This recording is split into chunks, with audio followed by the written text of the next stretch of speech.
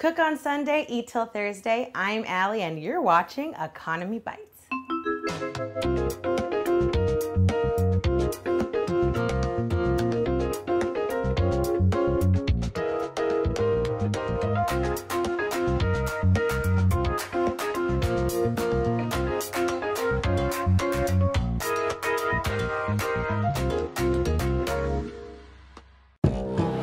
So today we're going to the store. We're going to buy butternut squash and mac and cheese fixins. We're gonna make a nice autumn macaroni and cheese that you can cook on Sunday and eat till Thursday, or you can serve at Thanksgiving next week. Big treat. Got this nice, hearty, kind of strange looking beast here that we're gonna dice up and put in our macaroni and cheese. And you can eat it all week long. The first thing we're gonna do is kind of deal with this guy. We have this long thing and then there's a bulb on the bottom. Cut through the bulb here because there's seeds in it.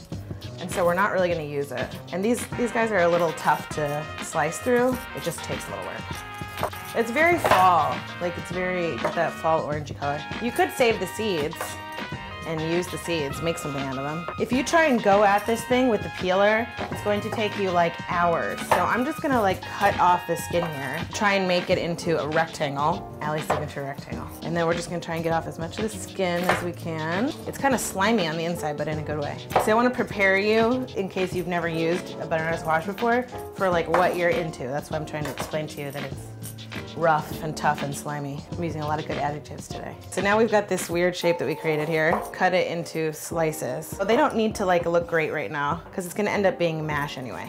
Now we're going to take each slice, cut it into, you guessed it, sticks, then cubes. It's a disassembling process. Why is this wobbling so much? And then we're just going to follow suit with the rest of these. So I like butternut squash better than any other squash. What are the other kinds of squash, Daniel? You're more of a vegetable person. You don't like squash at all? Well, you should keep that to yourself today. It does look like cheese cubes, but trust me, it's not. Just because it's orange doesn't mean it's cheese. You idiot. So now all of our little squash is diced up. Now we're gonna move it back to the stove. You can use any pot or whatever you like, but I like to use one that can go from stove to oven. First I'm gonna turn the oven to 375. Then I'm going to put this on high heat. And this is about 2 cups of chicken broth. Squash pieces, set them in there as well. And what we're doing now is boiling these guys so that they get nice and soft so we can mash them. Don't take more than you can carry or you're gonna lose them all. And now we're going to take just like a tablespoon or 2 of cream. That looks so pretty. It looks like jewelry to me for some reason. And now what we're gonna do is just let that come to a boil. Then we're gonna turn down the heat to low, simmer it for about 20 minutes, and then mash it up. I'm going to take my mozzarella cheese. This is about 1 pound of cheese. We're only gonna use probably like 3/4 of it. We need 2 cups of it grated. Mozzarella cheese is not easy to shred because it's wobbly. Doesn't that look good? I kind of like to do it myself. Save the money. Yeah, I mean, I think it's like anything, like the arm that you use to do things is the arm that you use to do things. That was very philosophical. Just a little more to go.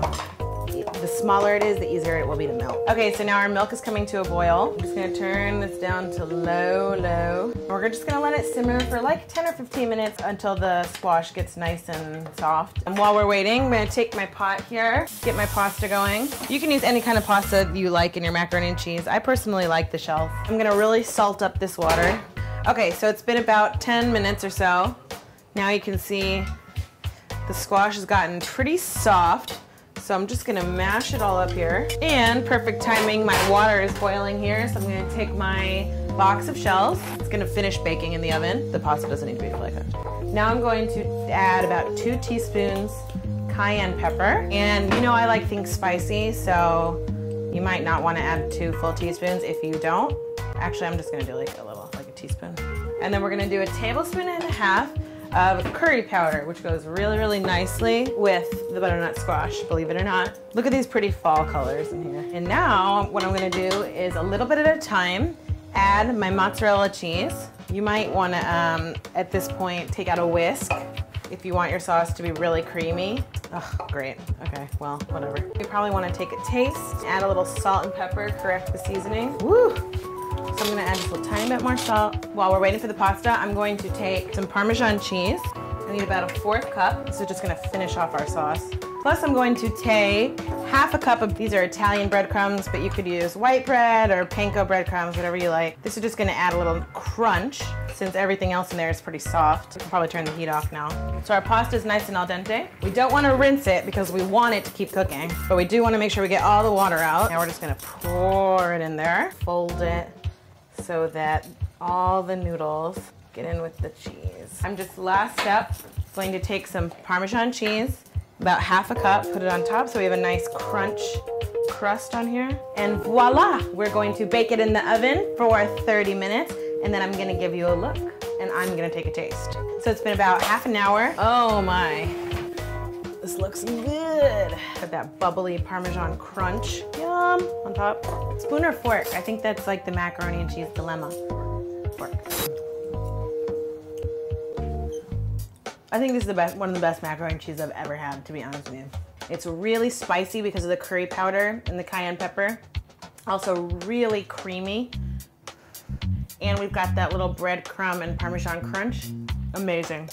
You make this for yourself, you will eat happily. You make this for Thanksgiving, your relatives will never, ever give you problems ever again. And that is the Economy Bites guarantee. So thank you to Daniel and to me. And Cook on Sunday, eat till Thursday. I'm Allie. See you next time. I was walking down the street just having a thing when a snake of a guy gave me an evil wink. He shook me up. He took me by surprise. Oh. So we're gonna put in the oven. You had a pickup truck and them devil's eyes